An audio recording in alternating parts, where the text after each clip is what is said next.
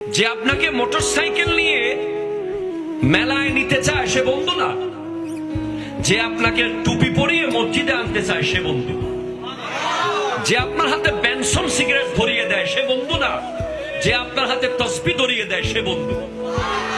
কথা জোরে কর, ঠিক কিনা?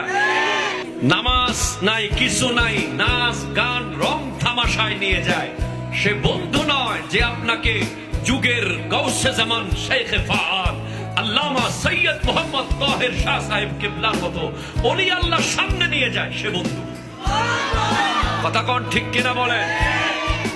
যে আপনাকে ক্ষমতা পাওয়ার জন্য সংগঠন করায় সে বন্ধু না, যে আপনাকে মানবতার জন্য গাউসিয়া কমিটির মেম্বার বানায় সে বন্ধু।